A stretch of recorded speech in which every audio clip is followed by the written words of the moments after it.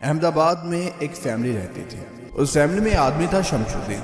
एक दिन शमशुद्दीन अपने कमरे में सो रहा होता है। जिस कमरे में वो सो रहा है उसके बाहर एक लड़की चल रही है, लेकिन जैसे जैसे वो पास जाता है वो समझ आता है कि ये फैमिली मेंबर नहीं है, ये कुछ और ही है। कुछ समय के बाद घर के जो बाकी फैमिली मेंबर्स थे उनको भी ये चीजें नजर आना शुरू हो जाती है।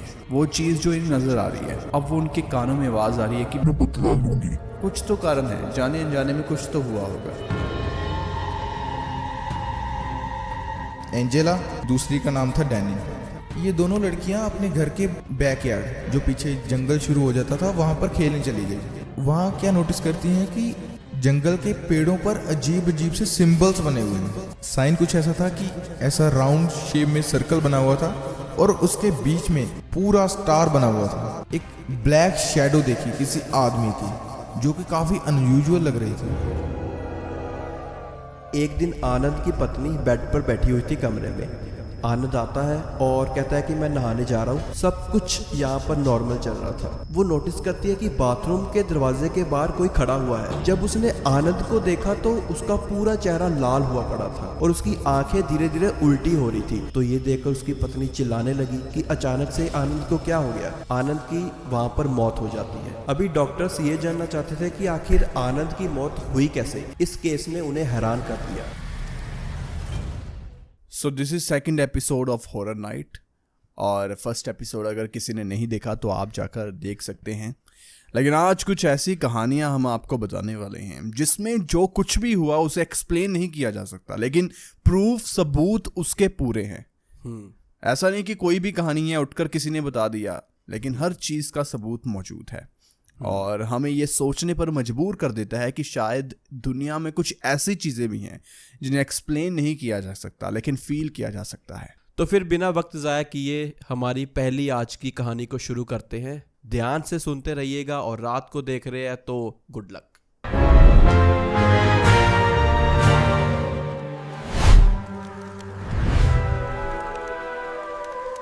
तो तारीख थी 23 जनवरी 2005।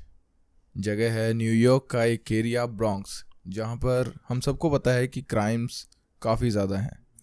और वहाँ पर उस समय एक बिल्डिंग थी, जिस 4 मंजिला इमारत, और वहाँ पर टॉप फ्लोर पर यानी कि चौथी मंजिल पर अचानक से आग लग जाती है। और फिर इसके बाद फायर फाइटर्स को बुलाया जाता है और मौके पर 2 गाड़ियाँ वहाँ पर आती हैं। उनमें कुल 5 से 10 लोग थे और इस टीम को लीड कर रहे थे लेफ्टिनेंट कर्टिस मेरन। अब क्या होता है कि वो सभी लोग आग को बुझाने के लिए, कुछ लोग बिल्डिंग के अंदर चले जाते हैं और कुछ लोग बाहर से पानी फेंक रहे थे। अब जो लोग अंदर गए थे, वो आग अचानक से इतनी ज़्यादा बढ़ गई कि उन्हें बाहर जाने का कोई रास्ता नहीं मिल रहा था। अब इसमें भी लेफ्टिनेंट एक हाई पोस्ट होती है, तो इसीलिए कर्टिस मेरन जो थे, उनका ये फ़र्ज़ बनता था कि वो अपने टीम मेंबर्स को बचाएं। इसीलिए वो भी चौथी मंजिल पर पहुंच जाते हैं। अब देखते ही देखते वो अपने साथियों को वहाँ से बाहर निकालने में, और जो वहाँ पर लोग थे उन्हें भी बाहर निकालने में कामयाब रहते हैं। बट उनके साथ उनका एक साथी जिसका नाम था जॉन और कर्टिस, ये दोनों वहाँ पर फंस चुके थे। चारों तरफ आग, उन्हें कोई रास्ता दिखाई नहीं दे रहा था। उनके सामने अब सिर्फ 2 ऑप्शन थे, या तो वो वहीं अंदर जलकर राख हो जाएं, या फिर एक उन्हें सामने खिड़की दिखाई दे रही थी, उसमें भी हालांकि आग लगी हुई थी, या तो फिर वो वहाँ से कूदकर किसी ना किसी तरीके से अपनी जान बचा लें। बट सबको पता था कि ऊपर 2 लोग ही फंसे हुए हैं अभी, और किसी को ये नहीं पता था कि उनका आगे का प्लान क्या है। कोई बैकअप नहीं था उनके पास, क्योंकि वहाँ पर आने की किसी की हिम्मत ही नहीं थी। वो आग भी बुझ नहीं रही थी, इतनी ज़्यादा थी। अब ये दोनों फैसला करते हैं कि यहाँ पर जलकर राख होने से अच्छा वो खिड़की से ही छलांग लगा दें। बट उन्हें कुछ नहीं पता था कि नीचे उनके लिए क्या सपोर्ट है। अब चौथी मंजिल वो लगभग 45 से 50 फीट की ऊंचाई रही होगी। अब ये दोनों वहाँ से नीचे कूद जाते हैं। वो नीचे तो मौत थी, पूरी नीचे मौत थी, बट इनके पास और कोई ऑप्शन ही नहीं बचा था। इनके दिमाग ने उस समय काम करना ही बंद कर दिया, एक तरह से पैनिक हो गए। बट अनफॉर्चुनेटली जैसे ही ये लोग नीचे कूदे तो हम सबको पता है कि वहाँ नीचे कोई स्पोर्ट नहीं थी, तो ये दोनों वहीं मौके पर मारे गए। मौत होगी दोनों मौत हो गई दोनों की, जॉन की और कर्टिस की। अब इसके बाद न्यूयॉर्क में पूरे उस समय हाहाकार मच गई कि 2 लोग वहाँ पर मर गए, हालांकि उन्होंने बाकी सबकी जान बचा ली। बट उसी दिन 23 जनवरी को 2005 न्यूयॉर्क के एक अलग एरिया में एक और फायर फाइटर की ऐसे ही आग में जलकर मौत हो जाती है। तो इसीलिए इस दिन को न्यूयॉर्क में याद भी करा जाता है हर साल, और इसे ब्लैक डे करके कुछ ऐसा आज भी लोग वहाँ पर याद करते हैं। तो अब इसके बाद क्या था, जो लेफ्टिनेंट कर्टिस थे उनकी उम्र रही होगी 40 से 45 साल। तो उनकी एक बीवी थी, 2 बच्चियां थी उनकी, एक का नाम था एंजेला, दूसरी का नाम था डैनिन। लेफ्टिनेंट की पत्नी जो थी जेनेट और उनकी दोनों बेटियों के लिए अब वहाँ पर रहना मुश्किल हो रहा था, क्योंकि जिस घर में वो रह रही थी वो कर्टिस ने खुद अपनी मेहनत से, अपने हाथों से, अपना टाइम इन्वेस्ट करके उसे बनाया था, और हर एक दीवार में उनकी यादें थी। इसीलिए अब इन तीनों के लिए उस घर में रहना मुश्किल हो रहा था। तो अब जेनेट ये फैसला करती है कि वो इस घर को शिफ्ट कर लेंगी। तो ऐसे ही वो अपने जो कर्टिस के दोस्त थे उनसे बात करती है, वो भी काफ़ी मदद करते हैं नया घर ढूंढने में। तो यहाँ से ब्रॉन्क्स एरिया जहाँ पर ये रहते थे, वहाँ से 1 घंटे दूरी पर एक एरिया है लॉन्ग आइलैंड करके। तो वहाँ पर इन्हें एक घर दिखाई देता है जो कि 1 एकड़ में फैला हुआ था। उसके आसपास ज़्यादा घर नहीं थे, पीसफुल जगह थी, और उस घर के बिल्कुल बैक साइड जंगल स्टार्ट हो जाता था। तो अब ये घर जेनेट को और उनकी दोनों बेटियों को भी पसंद आया, और जो कर्टिस के बाकी साथी थे फायर फाइटर्स, उन्हें भी ठीक लगा, वो भी इनकी मदद करते हैं घर खरीदने में। अब जो भी जेनेट के पास अपने पति की सेविंग्स वगैरह पड़ी हुई थी, उससे वो ये घर खरीद लेती है। अगर इस घर की मैं बात करूं तो देखकर ऐसा लग रहा था कि इसे काफ़ी पहले से बनाया गया है, मतलब काफ़ी पुराना घर है, 2005 से कई साल पहले बनाया। तो इसे काफ़ी ज़्यादा मेंटेनेंस की ज़रूरत थी। इसीलिए जो कर्टिस के साथी फायर फाइटर्स थे, उन्होंने कहा कि हम भी जेनेट तुम्हारी मदद करेंगे इस घर को रेनोवेट करने में। अब क्योंकि ये घर काफ़ी ज़्यादा बड़ा और काफ़ी शांत एरिया में था, इसीलिए सीसीटीवी की भी ज़रूरत वहाँ पर पड़नी थी। तो जेनेट ने पहले ही दिन घर के चारों तरफ सीसीटीवी कैमराज लगवा लिए। अब दिन बीत जाता है ऐसे ही सामान शिफ्ट करने में, लेकिन पहले ही दिन इनके साथ एक बहुत ही अजीब घटना होती है। जेनेट ऐसे ही रात को बैठी हुई थी अपने कमरे में, वो अपना लैपटॉप ऑन करती है और सभी सीसीटीवी फुटेजेस देखना शुरू करती है कि आसपास क्या हो रहा है सोने से पहले। बट तभी उसे एक सीसीटीवी में दिखाई देता है एक ब्लैक सी शैडो। वो देखकर थोड़ी सी हैरान होती है, लेकिन जब जैसे ही वो अपना लैपटॉप बंद करके घर के बाहर जाती है तो वहाँ पर कोई भी नहीं था। उसे लगा कि ये शायद उसका कोई वहम होगा, इसीलिए वो उसे इग्नोर करके वापस अपने कमरे में आ जाती है। लेकिन ठीक उसी रात अब जेनेट अलग कमरे में थी, उसकी बड़ी बेटी एंजेला जो 13-14 साल की थी वो अलग कमरे में थी, जो छोटी बेटी 9-10 साल की डैनिन वो अलग कमरे में थी। तीनों अलग अलग कमरे में थी। और जो एंजेला थी वो सोने की कोशिश कर रही थी, लेकिन शायद नया घर होने की वजह से, नई जगह होने की वजह से उसे नींद नहीं आ रही थी, वो करवटें ले रही थी सिर्फ, कि तभी उसे अपने बेड से बिल्कुल जो पीछे वाली दीवार थी वहाँ से थम थम ऐसी आवाज़ें सुनाई देती हैं, 2-3 ज़ोर ज़ोर से। ये आवाज़ें सुनकर उसकी नींद जो आने वाली थी वो भी उड़ जाती है। इसके बाद वो उठती है और आसपास चेक करती है, अपना दरवाज़ा खोलकर भी देखती है कमरे का, लेकिन वहाँ पर आसपास कोई भी नहीं था। इसके बाद वो वापस अपने बेड पे जाकर सो जाती है।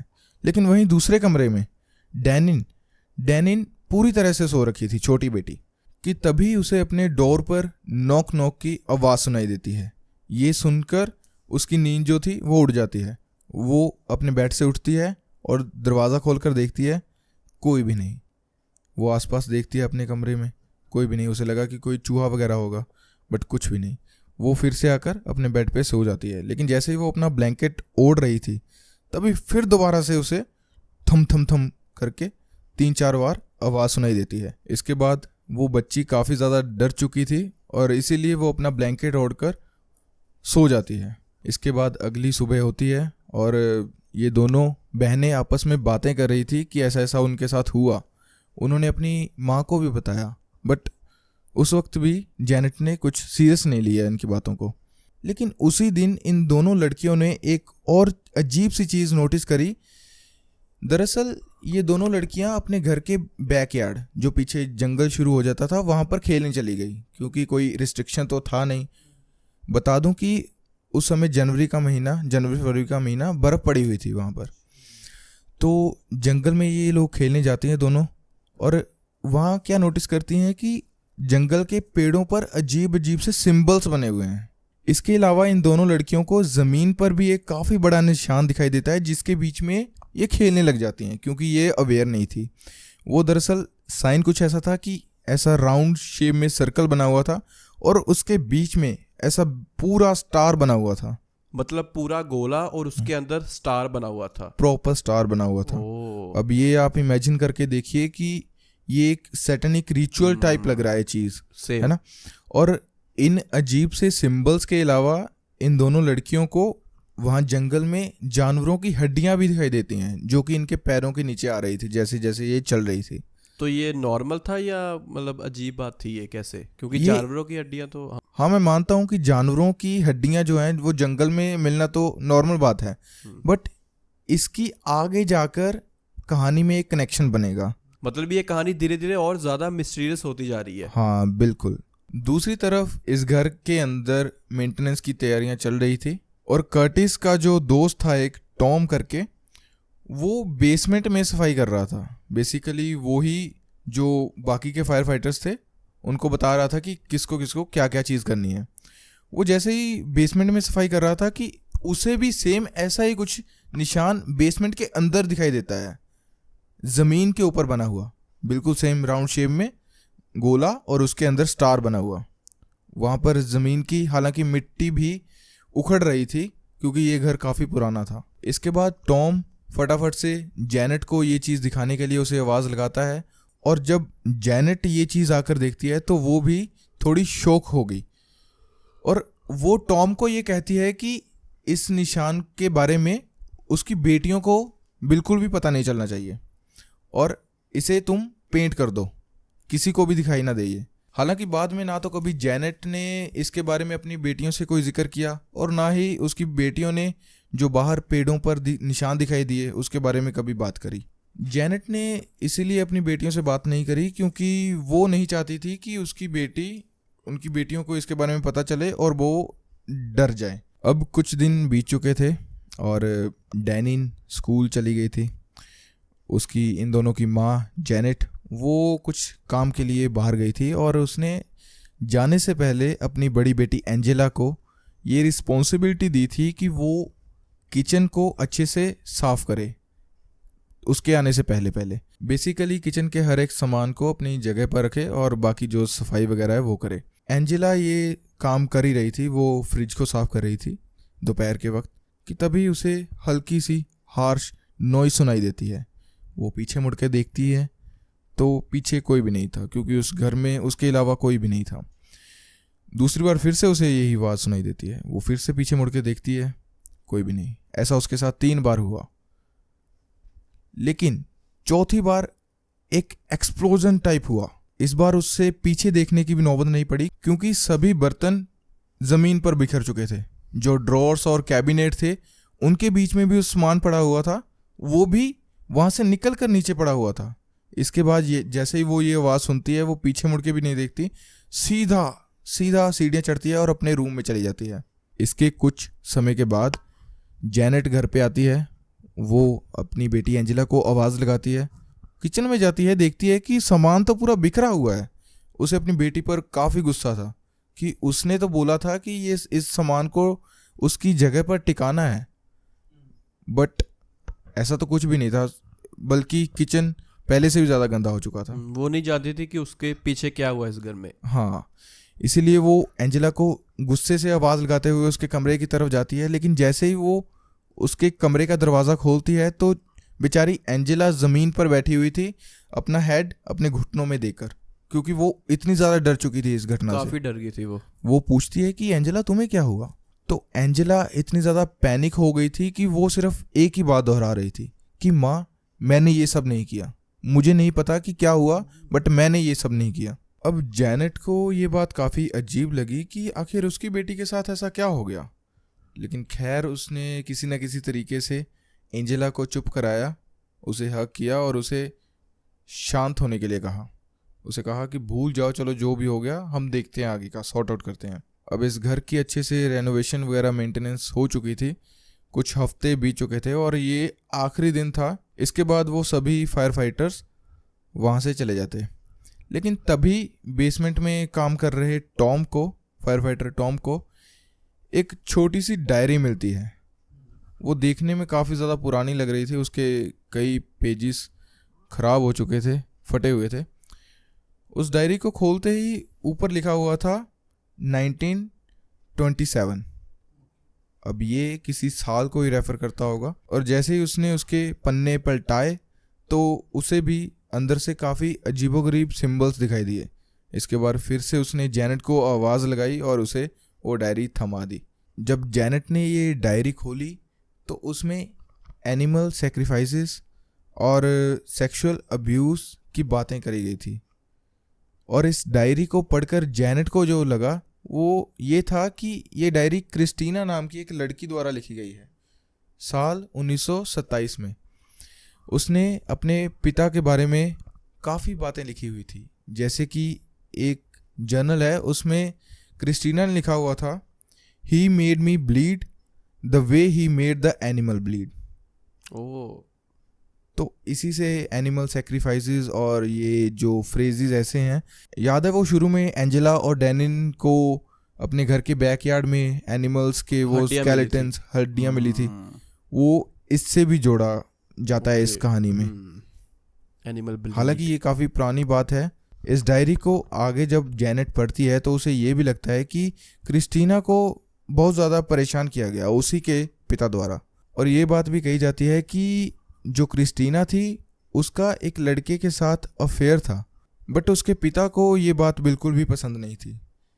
और जब ये बात उसके पिता को पता चली तो उसने अपनी बेटी क्रिस्टीना को उसी घर की बेसमेंट में बंद रखा अगले कई सालों तक। और कहा जाता है कि उसी घर की बेसमेंट में क्रिस्टीना की मौत हो गई। और ये डायरी, उस डायरी में सिंबल्स, ये एनिमल सेक्रीफाइसेस की बातें, ये फ्रेजेस क्रिस्टीना ने लिखे उसी बेसमेंट में रहते हुए। हालांकि ये बात जैनेट अपने पास ही रखती है, ये बात भी अपनी बेटियों को नहीं बताती, किसी को नहीं बताती, वो किसी को भी नहीं बताती। ये बात सिर्फ टॉम, उसके कुछ साथियों और जैनेट को पता थी। ओके। अब वो लोग तो यहाँ पर अपना काम करके घर को अच्छे से रेनोवेट करके चले जाते हैं। पीछे कौन बचती है? जैनेट, एंजेला और उनकी दूसरी बेटी डैनिन। हालांकि अभी भी जैनेट ने कोई डॉट्स कनेक्ट नहीं किए थे कि उनके घर में क्या कुछ हो रहा है, इसके पीछे की क्या वजह हो सकती है। और उससे यही लगा कि शायद ये कोई एक इत्तेफाक है या फिर वो नए घर में आए हैं, नई जगह पर आए हैं, यहाँ पर एडजस्ट होने में उन्हें थोड़ा सा टाइम लगेगा। लेकिन ऐसे ही एक दिन सभी लोग घर पर थे। एंजेला अपने कमरे में म्यूज़िक सुन रही थी, साथ में बुक पढ़ रही थी। जो जैनेट थी वो अपने किचन में काम कर रही थी और जो डैनिन थी वो अपने रूम में, वॉशरूम बना हुआ था, वहाँ पर नहा रही थी। लेकिन तभी क्या होता है कि एंजेला को एक आदमी की आवाज़ें आने लगती हैं। हालांकि उसने हेडफोन्स लगा रखे थे, अंदर म्यूज़िक तेज़ आवाज़ में चल रहा था, फिर भी वो आवाज़ें इतनी तेज़ थी कि उसे सुनाई दे रही थी हेडफोन्स के बीच में भी। जब वो अपने हेडफोन्स उतारती है तो उसे वो आवाज़ें अपने डोर के बाहर से आ रही थी। उसका कमरा कुछ ऐसा था कि उसके डोर से बाहर निकलते ही नीचे सीढ़ियाँ थी। वो अपना दरवाज़ा खोलती है और नीचे देखकर अपनी माँ को कहती है कि क्या मॉम, आपने मुझे आवाज़ लगाई? बट किचन में खड़ी हुई जैनेट कहती है कि नहीं बेटा, मैं तो अपना काम कर रही हूँ, मैंने तुम्हें कोई आवाज़ नहीं लगाई। इसके बाद एंजेला दोबारा से अपने बेड की तरफ आने लगती है, लेकिन जैसे ही वो अपने हेडफोन्स पहनने लगी थी कि तभी उसे फिर दोबारा से आवाज़ आती है, our next target is Danin, get Danin. ये सुनकर वो पगला जाती है और उसे अपनी छोटी बहन की चिंता होने लगती है। अब जैसे ही वो दरवाज़ा खोलने लगती है कि तभी डैनिन की एक जोरदार चीख जेनेट और एंजेला को सुनाई देती है। ये भी भागते हुई एंजेला अपने कमरे से डैनिन के कमरे की तरफ जाती है। दूसरी तरफ जेनेट भी भागते हुए डैनिन के कमरे के पास जाती है और जैसे ही वो उसके कमरे का दरवाज़ा खोलते हैं तो अंदर वॉशरूम में वो बेचारी 9 साल की बच्ची काफ़ी ज़्यादा डरी हुई बैठी हुई थी। उसके होश उड़े हुए थे और वो सिर्फ एक ही बात कह रही थी अपनी माँ को, माँ वो वहाँ पर है ऊपर उंगली करके। वो उसे शांत कराते हैं। अब जेनेट उसे शांत कराती है और उसे दूसरे कमरे में लेकर आती है। वो पूछती है कि आखिर डैनिन बेटा क्या हुआ। तब डैनिन बताती है कि वो जब नहा रही थी तो उसने ग्लास के उस पार एक ब्लैक शैडो देखी किसी आदमी की, जो कि काफ़ी अनयूजुअल लग रही थी और उसे ऐसा लगा कि वो जैसे दरवाज़ा खोलने लगा हो, इसीलिए उसने आवाज़ लगा दी, जोरदार चीख लगा दी। हालांकि इस इंसिडेंट ने डैनिन की मेंटल हेल्थ पर काफ़ी ज़्यादा इफ़ेक्ट किया और यही वो इंसिडेंट था जहाँ पर जेनेट के दिमाग में ये चीज़ आई कि इस घर में सच में कुछ ना कुछ तो है। और इसी वक्त उसने इस घर को शिफ्ट करने का भी सोचा, उसके दिमाग में आइडिया आया, बट अब तक उसने काफ़ी सारा अपना पैसा, टाइम, इमोशंस और बाकी लोगों की सपोर्ट को इस घर में इन्वेस्ट कर दिया था, जिसे कई हफ्ते लगे ठीक करने में और उनके पास अभी ज़्यादा पैसे भी नहीं थे कि वो कोई नया घर खरीद सकें। इसीलिए वो इस आइडिया को ड्रॉप करती है और वो सोचती है कि वो पास में एक चर्च में जाएगी और वहाँ पर प्रीस्ट से बात करेगी। हालांकि इसके बाद जेनेट करती भी ऐसा ही है और वो इस पूरे इंसिडेंट के बारे में जो भी अब तक उनके साथ हो रखा था वो उस प्रीस्ट को बताती है, पादरी को। इसके बाद वो प्रीस्ट इस घर पे आते हैं और वो उस घर को देखते हैं, वहाँ पर प्रे करते हैं और जाते वक्त वो जेनेट को कई गैलन हॉली वाटर देकर जाते हैं कि कभी भी उसे कुछ अजीब लगे या फिर अजीब महसूस हो तो वो इस हॉली वाटर को अपने घर के चारों तरफ छिड़का ले। इन सब चीज़ों के बाद भी इस घर में अजीब व गरीब चीज़ें होना बंद नहीं होती।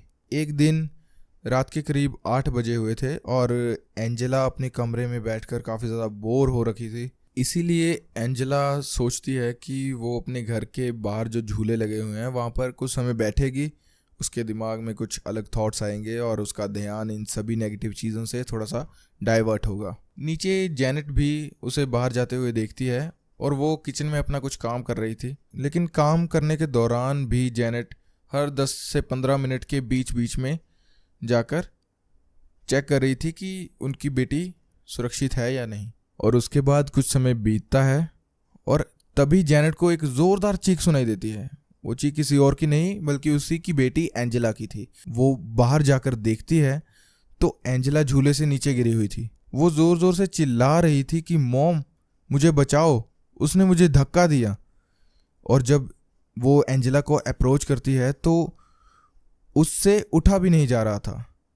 वो बड़ी मुश्किल से अपनी बेटी को अपने कंधे का सहारा देकर ज़मीन से उठाती है, बट जब वो देखती है तो उसका एक पैर पूरा फ्रैक्चर हो गया था, जिस वजह से उससे वहाँ झूले से लेकर अपने घर तक भी चल के नहीं जाया जा रहा था। इसके बाद जेनेट अपनी बेटी को लेकर अपने कमरे में आती है जो कि ग्राउंड फ्लोर पर ही था, क्योंकि वो सीढ़ियाँ तो चढ़ नहीं सकती थी इस हालत में। उसे वहाँ पर लेटा देती है और ख़ुद अपना लैपटॉप खोलती है और सीसीटीवी कैमरास की फुटेजेस देखना शुरू करती है।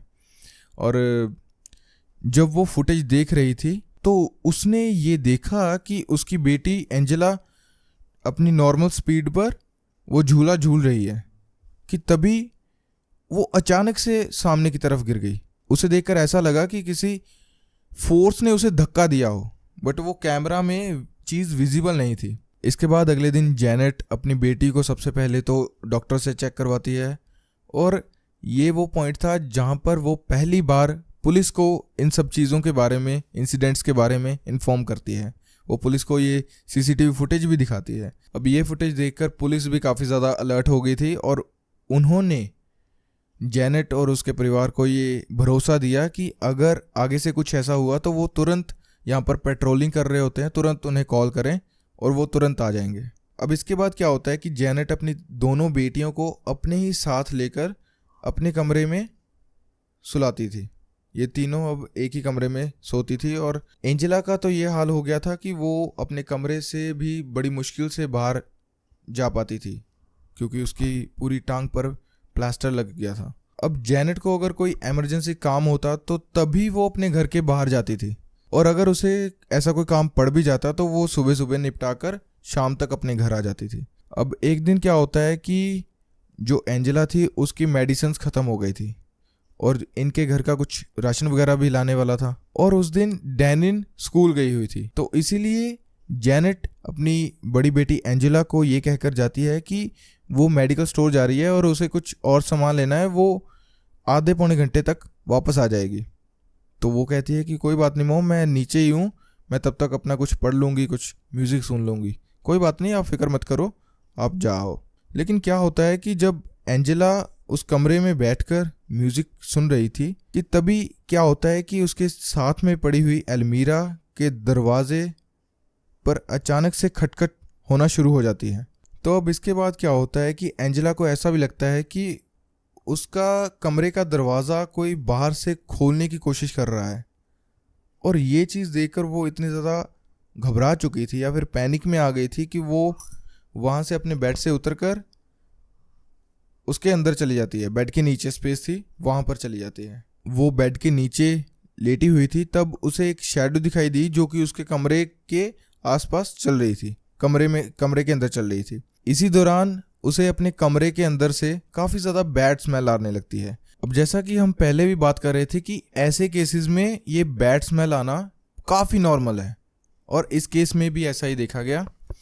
वो एंजेला बेड के नीचे तो थी और वो उस परछाई को, वो शैडो को देख रही थी कि तभी उसे ऐसा लगा कि वो काफ़ी स्पीड से उसकी तरफ आ रही है और ये चीज़ देखकर उसने ज़ोर से चीख लगा दी। अब ये चीज़ देखकर अब तक जो एंजेला अपने मुंह पर हाथ रखकर चुपचाप से वहाँ पर बैठी हुई थी, उसने ज़ोर से चीख लगा दी।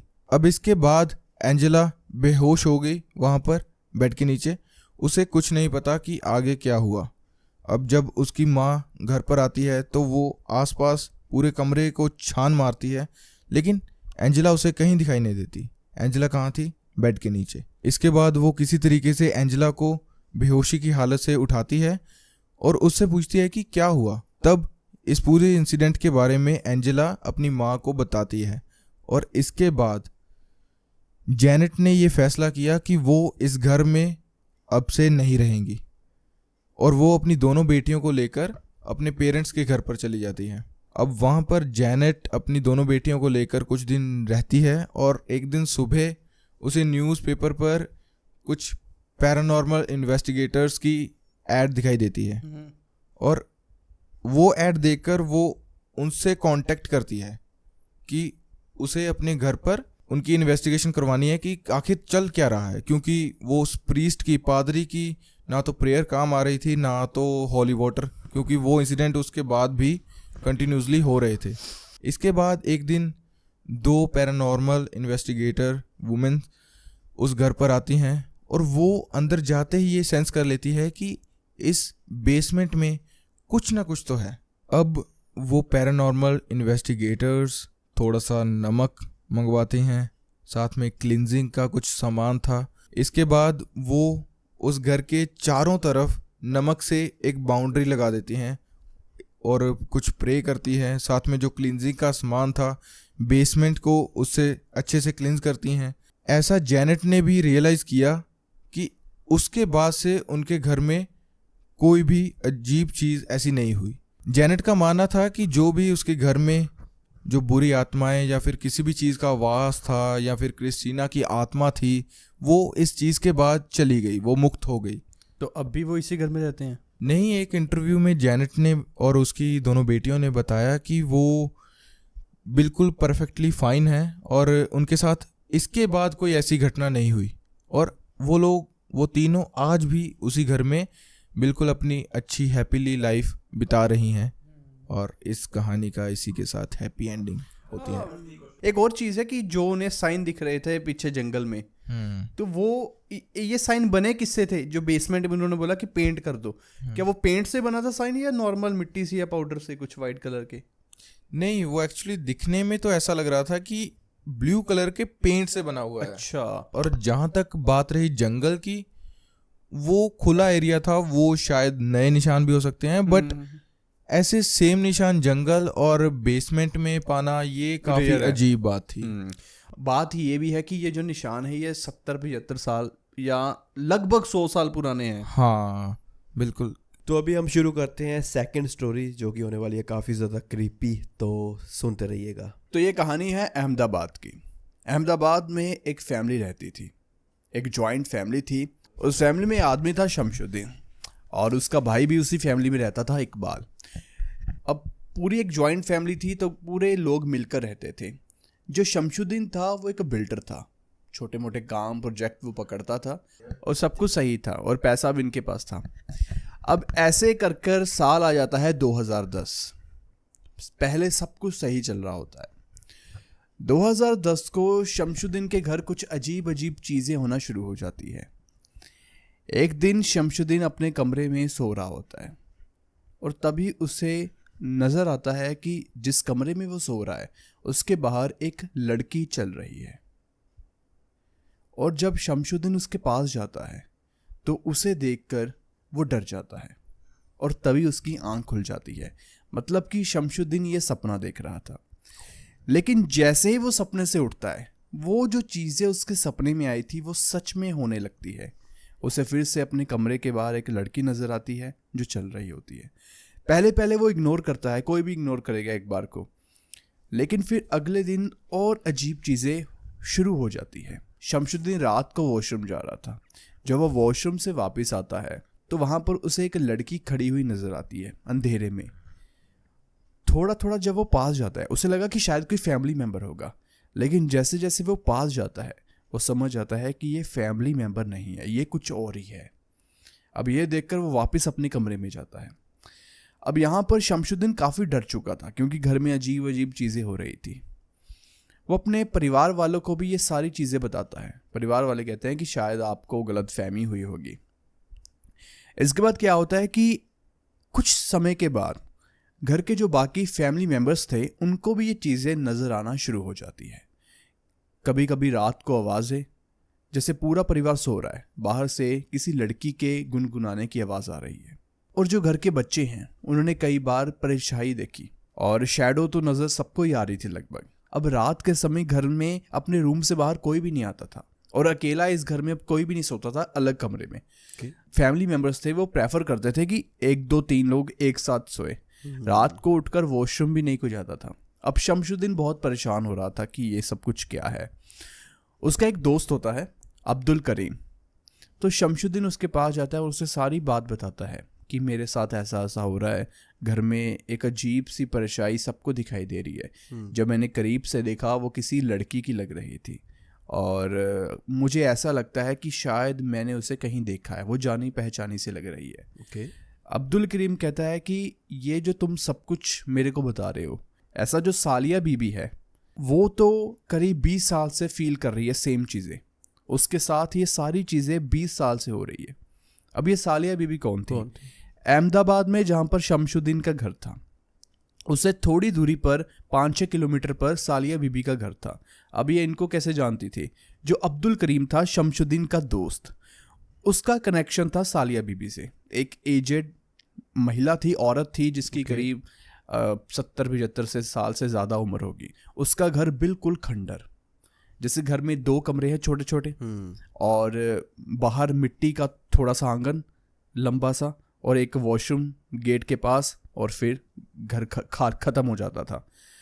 अब यहाँ पर ये सुनकर शमशुद्दीन डर जाता है क्योंकि जो सालिया बीबी के साथ हो रहा था वो उसने सुना था कई सालों से हो रहा है, सेम चीज़ें कि घर में कोई उन्हें लड़की दिखाई देती है जो खड़ी हुई है और ऐसा लगता है कि शायद वो उन्हें जानते हैं, लेकिन डर भी बहुत लगता है, नींद नहीं आते, सपनों में भी वो लड़की बार बार आती रहती थी।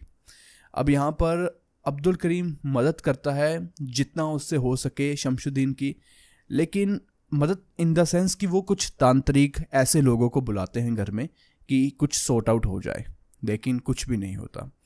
अब ऐसा हो रहा था कि जब मान लो रात को शमशुद्दीन सो रहा है या फैमिली के और मेंबर सो रहे हैं, वो देखते हैं कि वो लड़की जो कुछ भी है वो चीज़ जो इन्हें नज़र आ रही है, अब वो उनके कानों में आवाज़ आ रही है कि मैं बदला लूँगी, और अजीब अजीब रिवेंज की बातें सामने आ रही है। अब पूरा परिवार डरा हुआ है, बच्चे हैं घर में, बाकी जो शमशुद्दीन उसका भाई और बाकी जो फैमिली मेम्बर्स है, सबको डर है कि ये हो क्या रहा है घर में। अचानक से फैमिली मेम्बर्स बीमार होना शुरू हो जाते हैं। अब घर में कोई एक बीमार होता है, वो ठीक होता है, अगले दिन कोई और बीमार हो जाता है। अब ऐसे करते करते टाइम निकल रहा था। तभी एक दिन शमशुद्दीन को खबर मिलती है जो सालिया बीबी है उसकी डेथ हो गई है। तो शमशुद्दीन को जब खबर मिलती है, उसके बाद में अंतिम संस्कार जो कुछ भी किया जाता है वो सब कुछ किया जाता है। अब शमशुद्दीन को डर तो था ही इस चीज़ में। अब उसके बाद में कोई सल्यूशन नज़र नहीं आ रहा था। 1-2 दिन छोड़कर फिर से उन्हें वही परछाई, वही शैडो नज़र आती थी, घर में आवाज़ें आना, सारी चीज़ें, सब कुछ वो कर रहे थे। लेकिन फिर उसके कुछ समय बाद जो अब्दुल करीम था शमशुद्दीन का दोस्त, वो भी मर जाता है अचानक से एक दिन। जैसे रात को वो अच्छा भला है, ठीक है, अगले दिन खबर मिलती है कि वो मर गया हार्ट अटैक की वजह से। अब चीज़ें बहुत ज़्यादा अजीब हो रही थी कि ऐसा क्या है कि आसपास के लोग मरते जा रहे हैं, कुछ अच्छी खबर नहीं आ रही। और दूसरी बात और अजीब है कि अब घर वालों को आवाज़ सुन रही है, लेकिन आस पड़ोस के लोगों से पूछने पर पता चलता है कि उन्हें कुछ नहीं सुन रहा, आस पड़ोसियों को कुछ भी नहीं सुन रहा। और अगर घर में कोई गेस्ट, कोई मेहमान आया है तो उन्हें भी कुछ फील, कुछ समझ, कुछ नहीं आ रहा, कुछ भी उन्हें फील नहीं हो रहा।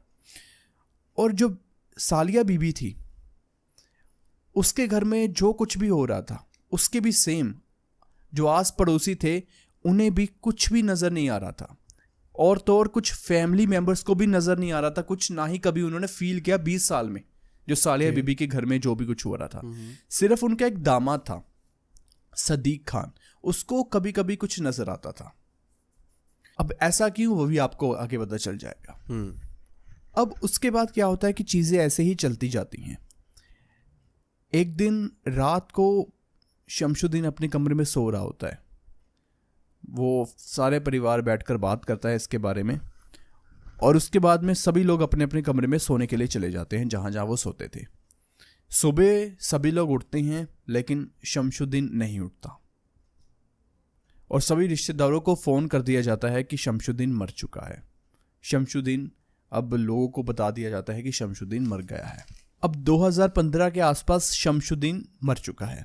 अब घर वालों को डर था कि कहीं ये उसी चीज़ ने शमशुद्दीन को ना मार दिया हो जिससे वो अब इतने सालों से लड़ रहे हैं, जो उन्हें ये चीज़ दिख रही है। और जो सालिया बीबी का घर था, अब उस घर में भी कोई नहीं रहता था। सालिया बीबी के मरने के बाद उन्होंने घर छोड़ दिया, वो बिल्कुल अब खंडर वैसे ही खाली पड़ा हुआ था। और शमशुद्दीन का घर ये सोच रहे थे कि ऐसे छोड़ दे। तो बाद में कुछ समय रहने के बाद ये डिसाइड करते हैं कि छोड़ते नहीं हैं, अब कोशिश करते हैं कि कोई इनकी मदद कर दे। फिर से ये तांत्रिक वांत्रिक लगातार नए से नए, लेकिन कुछ इन्हें हासिल नहीं हो रहा था। अब धीरे धीरे करते 1-2 चीज़ें और ख़राब होने लगती हैं, पूरा काम धंधा चौपट, कुछ काम नहीं मिल रहा, घर में जो पैसे थे उसकी भी कमी आ रही थी। ऐसे ही करते करते कई साल निकल जाते हैं। अब घर के कुछ फैमिली मेम्बर्स घर को छोड़कर चले गए थे, लेकिन जो शमशुद्दीन का भाई था इकबाल, वो वहीं पर रहता था, और बाकी जो कुछ फैमिली मेम्बर्स वहीं पर रहते थे। अब ऐसे ही करते करते 2026 आ जाता है, मतलब इसी साल।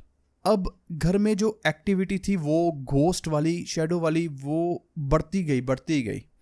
और जो दूसरी हैरानी वाली बात ये थी कि पहले इकबाल मना कर रहा था कि कुछ भी ऐसा नहीं है, हमें कुछ भी तांत्रिक वांत्रिक के पास नहीं जाना चाहिए, लेकिन अब कोई और ऑप्शन नहीं था।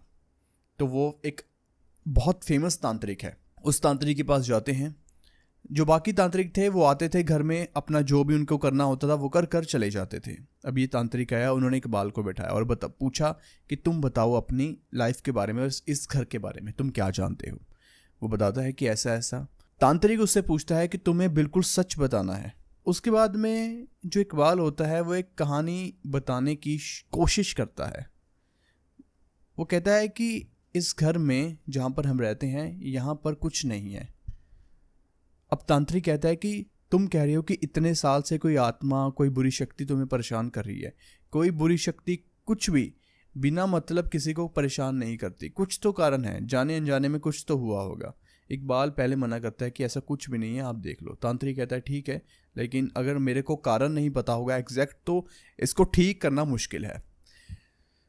उसके बाद में इकबाल कहानी फिर बता ही देता है। वो कहता है कि साल था 1988। जो मेरा भाई था शमशुद्दीन, वो यहाँ अहमदाबाद में नहीं रहता था, वो रहता था मुंबई में। मुंबई में वो टैक्सी चलाता था। जब वो टैक्सी चलाता था वहाँ पर किराए के घर में एक अपार्टमेंट में वो रहता था। ऐसे ही मुंबई में रहते रहते उसकी मुलाकात एक लड़की से होती है और लड़की का नाम था फरजाना। जो फरजाना थी वो ऑलरेडी शादीशुदा पहले थी, उसकी 17 साल की एज में घर वालों ने शादी कर दी थी। उसके बाद में अब 1 साल वो अपने हस्बैंड के साथ रही, फिर उसने हस्बैंड को छोड़ दिया और मुंबई चले गई क्योंकि उसे बॉलीवुड में या कुछ उसके सपने बड़े थे उस हिसाब से। अब 1988 में फरजाना और शमशुद्दीन मिलते हैं। उसके बाद में ये बातचीत करते हैं, दोस्ती होती है, फिर ये लिव इन में एज अ कपल रहने लगते हैं। लिव इन में रहते हैं, दोनों के बीच में प्यार था, हस्बैंड वाइफ की तरह ही वो रह रहे थे। लेकिन दिक्कत की बात थी कि शमशुद्दीन की हो चुकी थी शादी ऑलरेडी, और ये बात फरजाना को भी पता थी, लेकिन फिर भी वो रह रही थी कि कोई बात नहीं, हम भी शादी कर लेंगे। ऐसे ही समय निकलता है। अब शमशुद्दीन को पता चलता है कि फरजाना का और लड़कों के साथ कोई कनेक्शन भी है। अब वैसे भी उसे वापस अपने घर अहमदाबाद जाना था, तो वो फरजाना को छोड़कर चला जाता है। लेकिन फरजाना पीछे से उसे फ़ोन, और उस समय भी उसने कहा था कि मेरे से शादी कर लो और as a wife, official wife मुझे रखो। अब 1992 आ जाता है, शमशुद्दीन अपने घर में रह रहा है अच्छे से, तभी उसे फ़ोन आता है फरजाना का। अब शादी वो क्यों करना चाहती थी शमशुद्दीन के साथ? क्योंकि वो चाहती थी, क्योंकि उसे पता लग गया था कि शमशुद्दीन अपनी वाइफ को बहुत गहने देता है, साथ में उसके नाम पर उसने कई बार प्रॉपर्टी भी खरीदी है। वो कहती थी कि मुझे भी प्रॉपर्टी में हिस्सा चाहिए, ये फरजाना बार बार कह रही थी। अब शमशुद्दीन मना करता है, टाल मटोल करता रहता है। आखिरकार वो अहमदाबाद तो आ ही चुका था, लेकिन 4 साल बाद 1992 को अचानक से फरजाना शमशुद्दीन को फिर से फ़ोन करती है कि मैं अहमदाबाद तुम्हारे घर आ रही हूँ और सबको बता दूंगी अब हम दोनों के रिलेशनशिप के बारे में। उसके बाद में तुम जानो, तुम्हारे परिवार वाले जाने क्या करना है। शमशुद्दीन कहता है कि नहीं नहीं, ऐसी बात नहीं, हम बात करते हैं। फरजाना आती है अहमदाबाद, शमशुद्दीन उसे पिक करता है। अब ऐसा नहीं कि ये लोग दुश्मन थे। उसके बाद में वो उसे लेकर जा रहा है। वो सोचता है कि मैं इसे कहाँ लेकर जाऊँ। उसका दोस्त था अब्दुल करीम।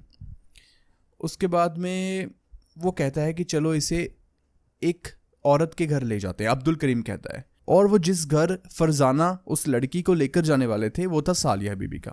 अब सालिया बीबी क्यों उसे अपने घर लेकर आने देगी? क्योंकि जो अब्दुल करीम था उसने कई बार सालिया बीबी की मदद की थी, फाइनेंशियली उसे पैसे दिए थे, उसकी मदद की थी, और सालिया बीबी के ऊपर बहुत एहसान था अब्दुल करीम का, तो वो अब्दुल करीम को मना नहीं कर सकती थी। उसके बाद में वो ले जाते हैं सीधा सालिया बीबी के घर फरजाना को। वहाँ पर जाकर जो शमशुद्दीन था और जो फरजाना थी दोनों बात करते हैं। अब उस दिन घर में कोई भी नहीं था, सालिया बीबी थी घर में, लेकिन और कोई भी नहीं था। बाकी परिवार वाले एक शादी में गए हुए थे 2-3 दिन से। अब यहाँ पर घर में कोई भी नहीं है। अब क्या दिक्कत है कि बातों ही बातों में शमशुद्दीन और जो फरजाना थी उसके बीच में हाथापाई हो जाती है, और गुस्से में आकर शमशुद्दीन गला घोट देता है फरजाना का और वहीं पर मार देता है उसे। उसके बाद क्या होता है कि अब उस घर में 4 लोग हैं, शमशुद्दीन, इकबाल उसका भाई, क्योंकि भाई को ऑलरेडी उसने बता दिया था, और था अब्दुल करीम और साथ में सालिया बीबी। ये चारों लोग वहाँ पर मौजूद थे। अब इन्होंने सोचा कि अब करना क्या है। और जो सालिया बीबी का घर था उसके घर में एक सेप्टिक टैंक बन रहा था, कई दिनों से कंस्ट्रक्शन हो रही थी, कुआं टाइप उन्होंने निकाला हुआ था। उसके बाद में वो करते हैं, फरजाना की बॉडी को उठाते हैं और उसकी बॉडी को उसी कुएं में फेंक देते हैं। अब दिक्कत की बात क्या थी, उस दिन रात को बारिश बहुत हो रही थी। मतलब कि जो हम देखते हैं ना मूवीज़ में, प्रॉपर जब क्राइम सीन है ऐसी मूवीज़ में बारिश हो रही है, पूरी बारिश हो रही है। ये सभी लोग ये सब कुछ रात के बिल्कुल अंधेरे में बारिश में कर रहे हैं। उसके बाद में ये सब कुछ ये सब कर रहे हैं, सभी लोग कुएं को और गहरा कर रहे हैं। उसके बाद में उसकी बॉडी को लेकर जा रहे हैं, लेकिन तभी घर में कोई आ जाता है। अब घर में आता कौन है? जो सालिया बीबी थी। अब वो घर में अकेली थी, तो रात के टाइम बारिश हो रही थी, तो उसका जो दामाद था सादिक खान वो सोचता है कि अब मुझे घर पर जाकर देखना चाहिए, कोई दिक्कत तो नहीं है। वो आ जाता है, लेकिन जब वो पहुंचता है उसके सामने ये लोग लाश को लेकर जा रहे हैं। उसके बाद में वो वहाँ पर खड़ा रहता है। ये सभी उसे कहते हैं कि तुम कुछ मत बोलना, नहीं तो अभी एक कुआं हमने निकाला है, एक बार गड्ढा निकाला है, एक और निकाल देंगे तुम्हारे लिए। 3-4 लोग थे जो बॉडी को लेकर जा रहे थे। 4 लोग थे। 4 लोग थे। शमशुद्दीन, इकबाल, अब्दुल करीम और सालिया बीबी भी वहीं पर थे। मतलब वो सभी लोग, पता था उन्हें यहाँ पर क्या हो रहा है। अब सदीक खान वहाँ पर खड़ा, उसे कुछ नहीं समझ आ रहा है यहाँ पर क्या हो रहा है। उसके बाद में वो बॉडी को सेप्टिक टैंक में, जो भी उन्होंने कुआं वहाँ पर बन रहा था, कंस्ट्रक्शन हो रही थी, उसमें फेंक देते हैं। और उसके बाद में वो लोग वहाँ से चले जाते हैं। लेकिन जैसे ही वो घर जाते हैं, उसके कुछ दिनों के बाद सालिया बीबी के घर वो घटनाएं शुरू हो जाती है। घटनाएं ये कि अंधेरे में कुछ नज़र आना, कोई घर में चल रहा है, और सब कुछ ये कि तुमने सही नहीं किया, ये सारी चीज़ें, ये सारी बातें इकबाल तांत्रिक को बता चुका था। तांत्रिक समझ आता है कि अच्छा, उसने बोला कि तुम अपने घर में क्या करवा रहे हो फिर इतने सालों से, क्योंकि सब कुछ तो जो भी हमें क्रिया करनी है, वो जो भी तंत्र मंत्र करना है, वो होना है सालिया बीबी के घर। तुम लोग अपने घर में करवा रहे हो 20 साल से, 15 साल से, तुम्हें इस वजह से कुछ रिजल्ट नहीं मिल रहा। तो बोलते हैं ठीक है। अब यहाँ पर जो सालिया बीबी का घर था, इनसे 5-7 किलोमीटर दूर था, ठीक है, लेकिन उसके आसपास भी घर थे, नेबरहुड भी था। तो इन्होंने क्या किया, कहा कि हर शुक्रवार की शाम को, रात के समय लगभग, हमें वहाँ पर जाकर करना है अपना जो भी करना है। ये पूरे घर में मोमबत्तियाँ लगाएंगे और कुछ पढ़ेंगे। अब 1-2 हफ्ते इन्होंने ऐसा किया। अब उसके बाद क्या हुआ, जब 1-2 हफ्ते किया, आस पड़ोस के लोगों को लगा कि ये लोग क्या कर रहे हैं यहाँ पर आकर। आस पड़ोस के लोगों को सब कुछ पता है कि इस घर में कुछ ना कुछ तो है भूत, लेकिन ये लोग क्यों कर रहे हैं, क्योंकि सालिया बीबी तो मर चुकी है। अब परिवार वाले उसके करे तो करे, माना, लेकिन ये अनजान लोग यहाँ पर ये क्यों कर रहे हैं। तो मोहल्ले में एक आदमी रहता था वहाँ पर। वो आदमी पुलिस का इन्फॉर्मर था। अब पुलिस को उसने बता दिया कि इस घर में कुछ तंत्र मंत्र ऐसी चीज़ें हो रही है। तो पुलिस वाले फिर कहते हैं कि अब इसमें हम क्या कर सकते हैं। हालांकि इन चीज़ों, ये लीगल है, आप कर सकते हैं, लेकिन फिर भी उस बंदे को थोड़ी सी ये अनयूजुअल चीज़ लगी, तो इस वजह से उसने पुलिस को इन्फॉर्म किया। पुलिस वाले नॉर्मल सिविल ड्रेस में वहाँ पर उस घर में आसपास घूमते। उन्हें पता था कि शुक्रवार, फ्राइडे नाइट को ये आते हैं वहाँ पर, तो पुलिस वाले प्रॉपर उनके ऊपर नज़र रखने की ट्राई कर रहे थे। उसके बाद क्या होता है कि 1-2 दिन के बाद इकबाल को कॉल आती है पुलिस की तरफ से। इकबाल जो शमशुद्दीन का भाई था, उसे पुलिस वाले अपने स्टेशन में बुलाते हैं। वो जाता है वहाँ पर। वो हैरान था कि पुलिस ने मुझे क्यों बुला लिया। पुलिस वाले उससे पूछते हैं कि बताओ तुम लोग यहाँ पर क्या कर रहे हो। तो वो कहता है कि ऐसे ऐसे हम पूजा वगैरह कर रहे हैं, हमारा जो भी है, हम पूजा तो नहीं, मतलब कि हम, वो बताता है कि हम इस परेशान है, कई सालों से कोई चीज़ हमें घर में दिखाई देती है। वो कहता है कि शायद कानून में उसकी जगह नहीं है, लेकिन हमारे घर में कुछ ऐसा हो रहा है। पुलिस वाले कहते हैं ठीक है। पुलिस वाले और बातें जानने की ट्राई कर रहे थे, लेकिन वो कुछ नहीं बोलता। इसके बाद में पुलिस वाले उस तांत्रिक को पकड़ लेते हैं, मतलब उससे बातचीत करते हैं जो ये सब कुछ कर रहा था। तांत्रिक से पूछते हैं क्या क्या हो रहा है। वो तांत्रिक पूरी कहानी, जो कुछ भी हुआ था, वो बता देता है पुलिस को। उसके बाद में पुलिस वाले फिर से इकबाल को लेकर आते हैं और पूछते हैं कि बताओ उस रात 1992 को क्या हुआ था। वो कहता है क्या हुआ था। बोला वही हमें पता चल चुका है, हमें तांत्रिक ने बता दिया है। उसके बाद में इकबाल आखिरकार कन्फेस करता है और कहता है कि ये सब कुछ जिन लोगों ने भी ये किया था, वो लगभग सभी लोग मर चुके हैं। शमशुद्दीन मेरे भाई ने मारा था, वो भी मर चुका है, सभी लोग मर चुके हैं। अब वहाँ पर इकबाल अपना जो भी वो इन्वॉल्व था इन चीज़ों में, उसका बारे में जिक्र नहीं करता। लेकिन अब यहाँ पर क्या होता है कि पुलिस वालों को अजीब लगता है। पुलिस वाले रिश्तेदारों से पूछते हैं कि जब शमशुद्दीन मरा था तो तब फैमिली का रिएक्शन क्या था। ये सारी चीज़ें वो जानने की कोशिश करते हैं।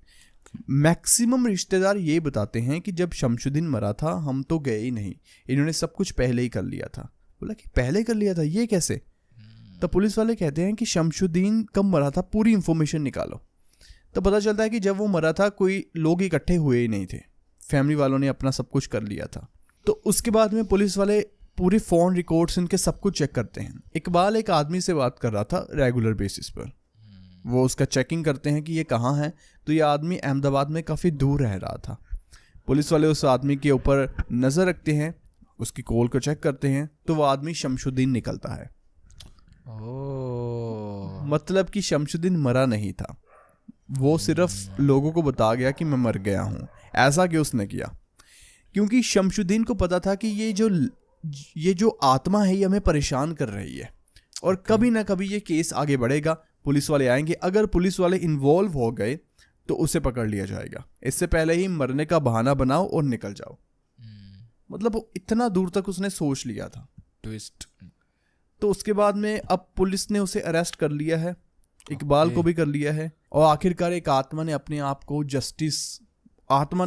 जस्टिस दिलवा ही दिया।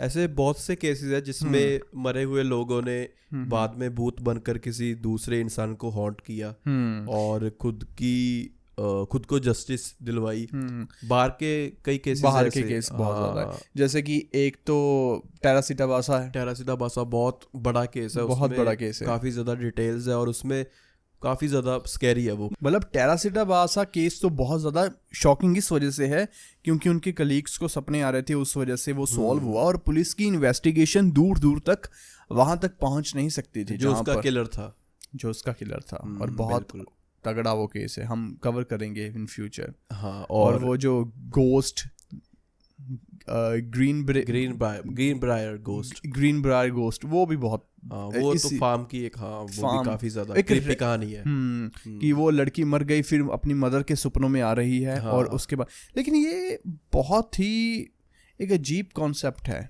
ये। अगर देखा जाए तो जैसे तारासिता बासा में सच में बहुत ज्यादा एक्सेप्शनल चीज हुई है। क्योंकि दूर दूर से यहाँ पर तो सभी लोग एक दूसरे को जानते थे या कोई साइकोलॉजिकल उनकी कंडीशन ऐसी हो गई और तो एक्सपर्ट्स ये भी कहते हैं कि इन लोगों ने उस मर्डर के बारे में इतना सोच लिया कि इन्हें हेलुसिनेशन होने लगी। वही बात है।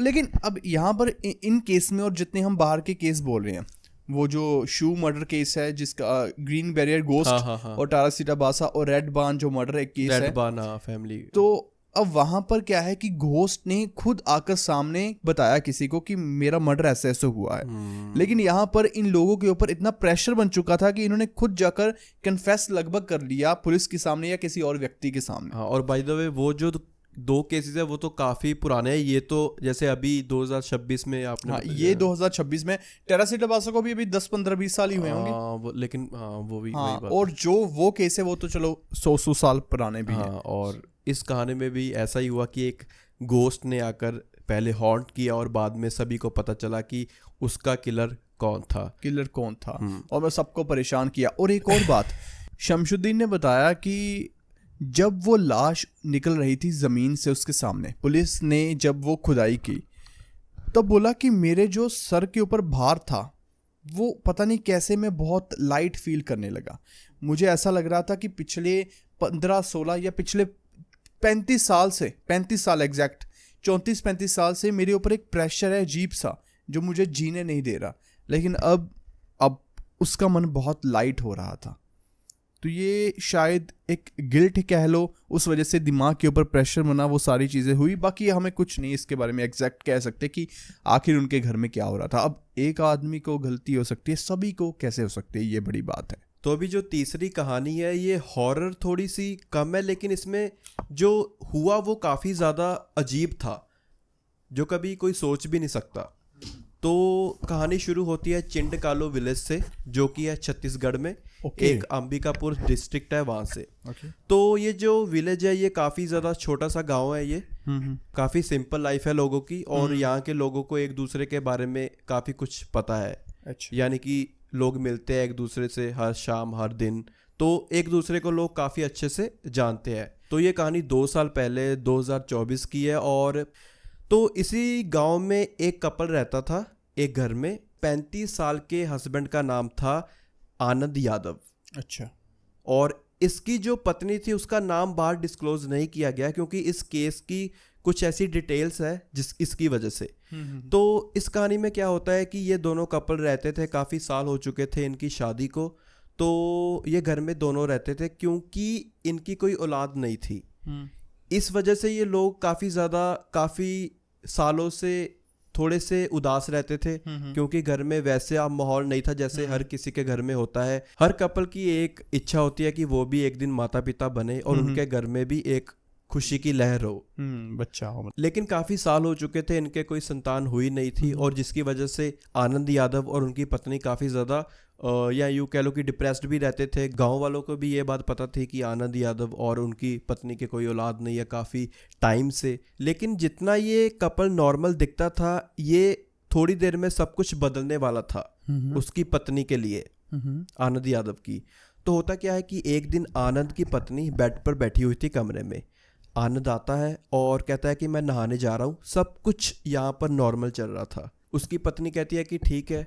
तो इसके बाद आनंद नहाने के लिए बाथरूम में चला जाता है। उसकी पत्नी बेड पर बैठी हुई थी और देख रही थी कि कब उसका पति नहाकर आए और वो खाना खाए। लेकिन थोड़ी देर हो जाती है, देखती रहती है कि टाइम लग रहा है उसके पति को आज नहाने में बहुत ज़्यादा बाथरूम में। लेकिन थोड़ी देर बाद वो नोटिस करती है कि बाथरूम के दरवाजे के बाहर कोई खड़ा हुआ है। वो आनंद ही था, लेकिन उसकी पत्नी उसे देखकर काफी ज्यादा शॉक हो गई, क्योंकि जब उसने आनंद को देखा तो उसका पूरा चेहरा लाल हुआ पड़ा था। उसकी पत्नी एकदम से शॉक हो गई कि क्या हुआ तुम्हें, और अचानक से उसने देखा कि आनंद तड़पने लगा। आनंद की आवाज भी नहीं निकल रही उसके मुंह से एक भी। ऐसा लग रहा है कि जैसे किसी चीज ने उस पर दबाव डाला हुआ है, कुछ तो हो रहा है आनंद के साथ। और जब उसकी पत्नी उसे देख ही रही थी, उसके पास जाने ही वाली थी, उतनी देर में आनंद जो तड़प रहा था, उसका पूरा शरीर लाल, आंखें लाल, हाथ पैर उसके कांप रहे थे, उसकी एक भी आवाज नहीं निकल रही थी और उसकी आंखें धीरे धीरे उल्टी हो रही थी। वो भागता हुआ घर के बाहर जा रहा था, कोई ऐसे जैसे वो किसी चीज से डर रहा हो। जैसे ही आनंद घर के बाहर की तरफ भागा और बाहर जाते ही वो जमीन पर गिर गया उसके यार्ड में। तो ये देखकर उसकी पत्नी चिल्लाने लगी कि अचानक से आनंद को क्या हो गया। सब कुछ नॉर्मल था कुछ देर पहले, एक सेकंड में सब कुछ चेंज। अब इसके बाद आनंद की पत्नी जोर जोर से चिल्लाने लगी। उसका पति जमीन पर लेटा हुआ है। उसकी आवाज़ सुनकर आसपास के जो पड़ोसी थे वो भी आ गए वहाँ पर, और सभी उसी वक्त आनंद को उठाकर हॉस्पिटल लेकर गए। अभी उसकी पत्नी के लिए काफ़ी ज़्यादा शॉकिंग चीज़ थी कि अचानक से उसके हस्बैंड को क्या हो गया। वो बाथरूम में नहाने गया, सब कुछ नॉर्मल था, वो बातें कर रहे थे, लेकिन जैसे ही बाथरूम में गया वो और बाहर आया तो आनंद बिल्कुल बदला हुआ।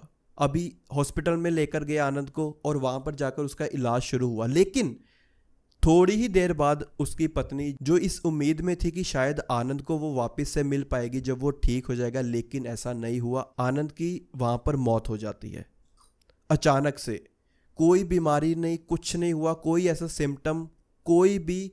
उसकी पत्नी बिल्कुल शॉक। अभी पत्नी उसकी जितनी शॉक थी उससे भी काफ़ी ज़्यादा शॉक थे डॉक्टर्स। आनंद हॉस्पिटल में आया, वो देख रहे थे कि आखिर क्या हुआ, क्या इसको, क्या कोई दौरा पड़ा है, क्या कोई इसको पहले बीमारी थी, लेकिन ऐसा कुछ भी नहीं था। अभी डॉक्टर्स ये जानना चाहते थे कि आखिर आनंद की मौत हुई कैसे, उसकी मौत की वजह क्या है, क्योंकि उन्होंने उसकी पत्नी से भी बात की क्या इसको कोई बीमारी थी, लेकिन ऐसा कुछ भी नहीं। तो इस केस में जो डॉक्टर आनंद की बॉडी की ऑटोप्सी करने वाले थे, उनका कहना है कि मैंने 15,000 से ज़्यादा पोस्टमार्टम किए, लेकिन इस केस ने उन्हें हैरान कर दिया।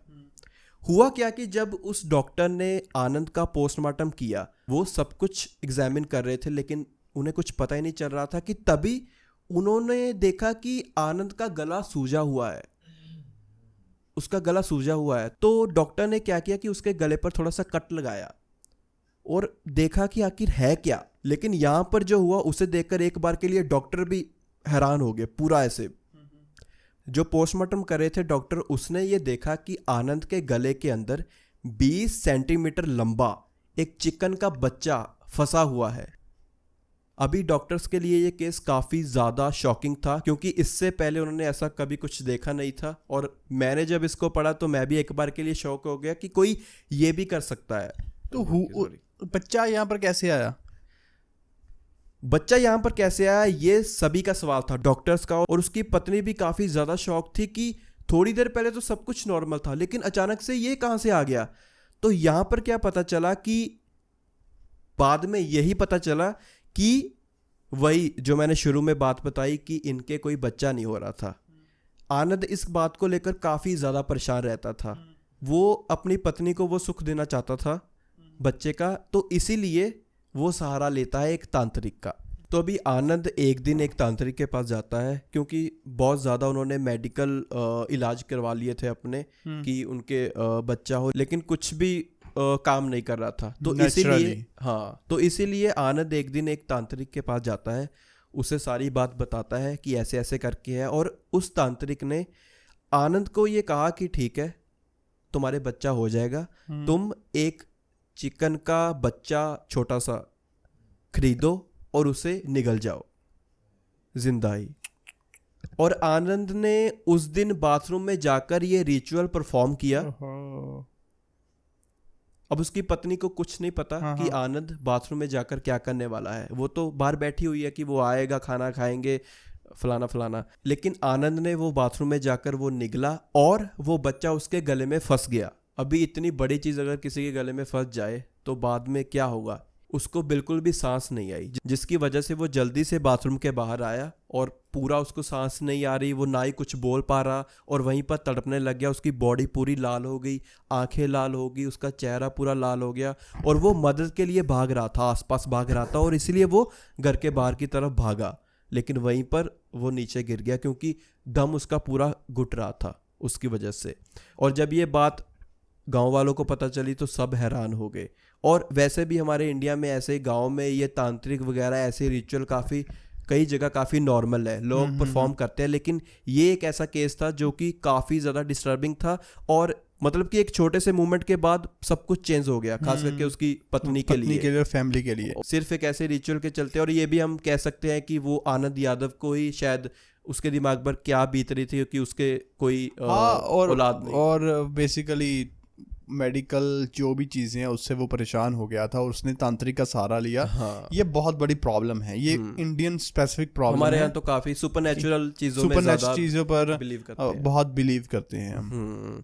तो यही है कि ये चीज़ें कभी कभी काफ़ी ज़्यादा हार्म कर देती है लोगों को, जैसे इस केस में भी हुआ। एक और बात ये भी है कि अगर हम अमेरिकन हॉरर केस को देखते हैं तो वो बहुत ज़्यादा फैला होता है इन टर्म्स ऑफ पूरे घर में ही फैला होता है। हाँ, मतलब कि मैं ये कह रहा हूँ कि उसमें बहुत चीज़ें होती हैं। जैसे कि इसने जो केस सुनाया उसमें प्रॉपर वाइब है कि पीछे जाकर वो साइन वगैरह। Indian crime is very straightforward, Indian horror stories are very straight forward.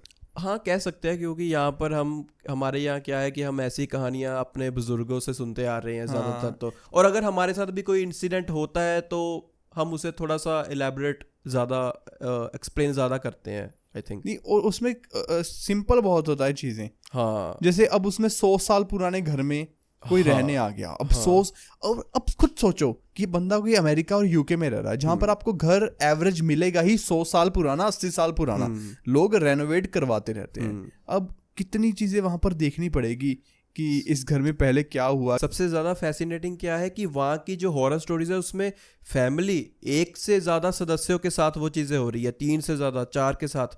India में 2-1 उनके ही विटनेस होते हैं, मतलब हाँ, वो भी बात है। और इंडियन हॉरर जो कहानियां हैं उनके प्रूफ काफ़ी कम हैं। हाँ। अगर आप अमेरिकन स्टोरीज, मैक्सिमम अमेरिकन की हम बात करें, क्योंकि अमेरिकन स्टोरीज काफी वेल डॉक्यूमेंट, जैसे वो एड वॉरन कपल जो पैरानॉर्मल इन्वेस्टिगेटर, एड वॉरन ने तो बहुत ज्यादा चीजें डॉक्यूमेंट की। उनका तो म्यूजियम भी है जहाँ पर सारी चीजें रखी हुई, सभी चीजें रखी हुई। अब एंट्री है ना, उसके कुछ चार्जेस हो गए, वो उन्होंने सभी वो चीजें रखी हुई है जो कि हॉरर, जो कि बेसिकली किसी भी केस को वो इन्वेस्टिगेट करते थे। तो वहाँ की जो हॉन्टेड चीज़ें थी, एनाबेला डॉल को भी जैसे, अच्छा, वो वहीं पर पड़ी अभी, वो आई थिंक, मुझे इतना नहीं पता कि वहाँ के उनके पास है, लेकिन ऐसी चीज़ें जो कि जैसे कोई टॉय है, कुछ पेपर, जैसे ये कुछ लाइट, ये पौधा, वैसी चीज़ें वहाँ पर रखी है जहाँ से उन्हें लगा कि यहाँ से कोई स्पिरिट हमसे बात करने की कोशिश कर रही है या फिर इसके साथ पोल्टरगेस्ट कुछ हो रहा है, एक्टिविटी हो रही है, तो इसके चलते ही वो। और उन्होंने एमिटीविले हाउस वो किया, और जो मैक्सिमम जो बड़े बड़े केस उन्होंने किए उसके पीछे एक प्रॉपर स्टोरी, स्ट्रक्चर स्टोरी है, कहानी जो हमें समझ आती है। अब जो जैसे कि जो मैंने अभी कहानी सुनाई, इसके पीछे भी रीजन है और बाकी चीजें हैं, लेकिन मैक्सिमम हमारी जो इंडियन हॉरर कहानियां होती हैं उसमें जगह स्पेसिफिक कहानियां होती है कि वो भानगढ़ गया, वो किसी जगह में गया, वो एक महल था जैसे मलचा महल, तो वैसी है। और वैसा बाहर की कहानियां में भी शायद वो इलेबोरेट ज़्यादा अच्छे तरीके से कर पाते हैं, और शायद किस तरीके से ये तो हम नहीं कह सकते। हाँ, लेकिन हम आपके लिए ऐसी ही कहानियाँ लाते रहेंगे। I think in next episode we're gonna kill some good stories. और कमेंट में बताएं कि आपको कौन सी कहानी सबसे ज़्यादा स्कैरी लगी। और थैंक यू। आप अगले एपिसोड में मिलेंगे। हमारा एक भाई गुमशुदा हो गया है, उसे भी वापस लेके आएंगे। वो तो ना ही आए। और एक और बात, अगर आपके साथ कुछ ऐसा इंसिडेंट हुआ है, आपकी कोई स्टोरी है, आपकी फैमिली की कोई स्टोरी है, या आपके किसी दोस्त के साथ ऐसा हुआ है, तो आप डिस्क्रिप्शन में दी हुई ईमेल पर हमें अपनी कहानी बता सकते हैं, ताकि हम यहाँ पर आपकी स्टोरी को अच्छे से नरेट कर सकें। तो थैंक यू।